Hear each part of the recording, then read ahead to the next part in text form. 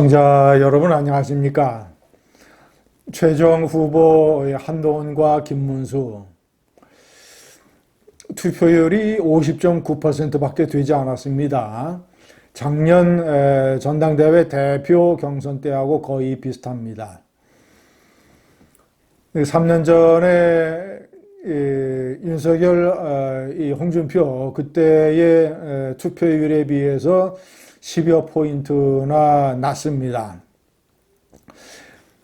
전체적으로 이 국민의힘의 당원들에게 이 팽배해 있는 패배주의, 무관심, 그리고 이 국민의힘의 친윤 지도부의 이 간독수 타령, 국민의힘의 경선을 본선이 아니라 일종의 예선으로 만들어버리는 이런 한심한 작태, 이런 것들이 영향을 준 거 아닌가 생각이 됩니다.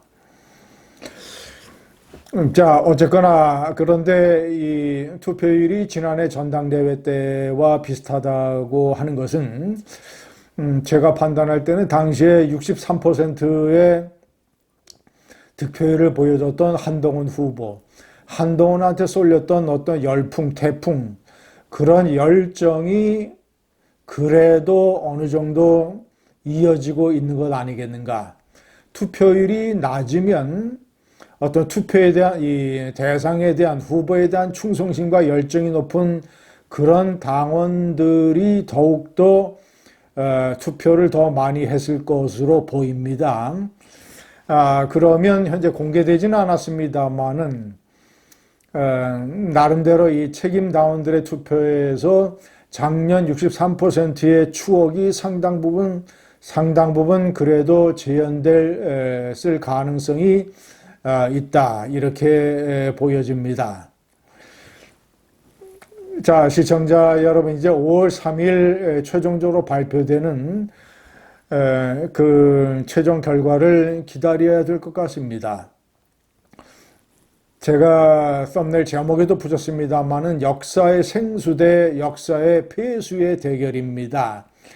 저는 김문수 후보를 개인적으로 정치부 기자 시절부터 오랫동안 잘 알고 있습니다. 그러나 저는 이번에 그에 대한 어떤 정치 지도자로서의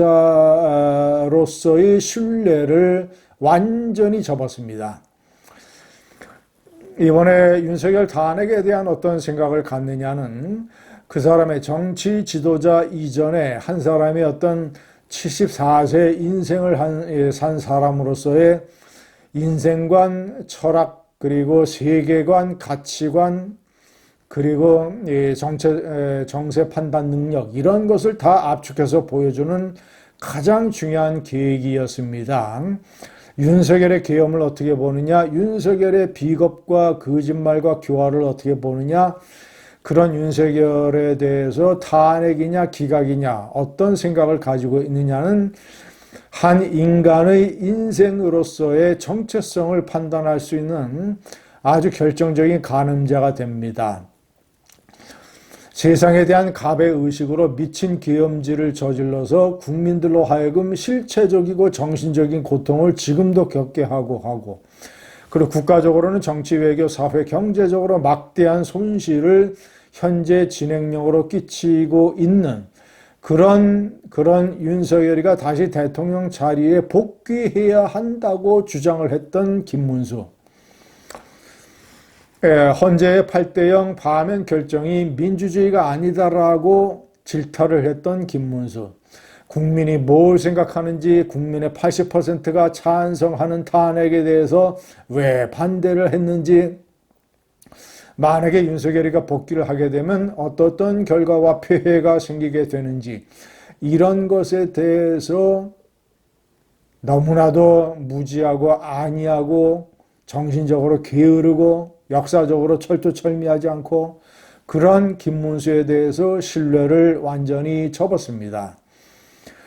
본인이, 제가 얘기했지만 본인이 어차피 자기가 대통령 후보가 된들, 그리고 한덕수하고 단일화를 한들, 탄핵에 대해서 그렇게 결정적으로 반대를 해서 국민의 염장을 질렀고 그것을 기억하는 국민의 분노가 생생하게 남아있기 때문에 이재명에게 TV 토론에서 박살나고 결국은 대통령 선거에서 필패한다라는 사실을 너무도 잘 알고 있으면서 윤석열이와 친윤계와 이 국민의 깡통 보수들, 강경 보수들의 부추김과 이런 걸로 인해서 74세의 시궁창 노역을 부린 김문수.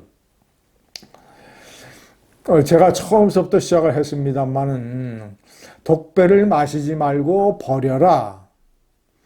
자, 이 코페르니쿠스적 발상을 해서 본인은 탄핵을 반대했지만 결과적으로 보니까 국민의 입장에서, 나라의 입장에서, 국민의힘이 대통령 선거에 임하는 입장에서 이제 다시 돌이켜 생각해 보니까 비상계엄에 반대하고 탄핵에 찬성했던 이 새로운 인물 한동훈의 지도력이 지금 현재 국민에게 필요한 시점이다. 그러니 나는 대통령 출마를 포기하고 한동훈 후보를 지지하겠다. 그리고 내가 나서서 강경보수, 꼴통보수들이 굴레처럼 한동훈에게 씌우고 있는 배신자 프레임, 이런 것을 내가 걷어내겠다. 내가 스스로 나서서 이런 발표를 해야 되는 것이면 내가 한동훈 후보하고 상의하지도 않았다. 대통령 선거 이후의 문제 의논하지도 않았다. 내가 역사적으로 생각을 해보니까, 내가 철학적 본질적으로 생각을 해보니까 나의 생각이 틀렸고, 이제 8대 0으로 대통령이 파면된 이상 이제 국민의힘이 살 길은, 보수가 살 길은 한동훈을 중심으로 해서 뭉쳐서 배신자 프레임 따위는 팽개쳐버리고 모두 다 일치단결해서 이재명과 싸워야 되는 것뿐이다 라고 내가 강경보수를 설득하겠다. 이렇게 자신을 던지고 역사의 바다에 자기 한 몸 내던지고, 이래야 국민의힘이 살고 이래야 대통령 선거를 치를 수 있다라고 제가 여러 번 얘기를 했는데 끝내 독배를 마셔버리고, 노욕의 독배를 마셔버리고 최종 2인에 올라와 있습니다. 그가 TV 토론을 계속하면서 눈에 넣어도 아프지 않는다, 이거 7번이나 얘기하면서 이런 안과적 언급을 7번이나 얘기하면서 어떻게 해서든지 배신자 프레임을 씌워보려고 하는 저런 노욕의 어떤 힘없는 발버둥. 시청자 여러분, 이제 그런 일이 있었고, 그런 것 때문에 사실은 한동훈 후보가 더 훨씬 얻을 수 있는 득표를 그런 김문수의 방해 공작 때문에 제대로 얻지 못하는 상황이 현재 상황일 거라고 생각을 합니다. 아마도 간덕수가 뛰쳐나오겠죠. 과반 득표자가 없으니까, 그리고 이 한동훈의 태풍이라는 게 수치로 현재 발표되거나 입증된 게 없으니까 뛰쳐나오겠죠.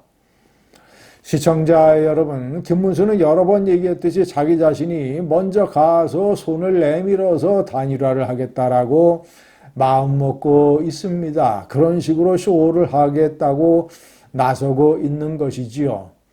이제 한동훈에게 쏠리고 있는 책임 당원들의 의식과 변화와 열정을 믿고 2차 경선에서 최종적으로 한동훈 후보가 일단은 국민의힘의 대통령 후보가 돼서 보다 더 지지율이 쑥쑥 올라가서 주도권을 잡게 돼서 단일화 같은 것에 신경 쓰지 말고 결국은 직진을 하게 되면 한덕수는 무소속을 버티지 못하고 스스로 주저앉고 한동훈 지지 선언을 하게 될 것 같습니다. 하고야 말 것입니다. 역사의 폐수 김문수를 강물에 내버리고 역사의 생수 한동훈을 들이킵시다. 감사합니다.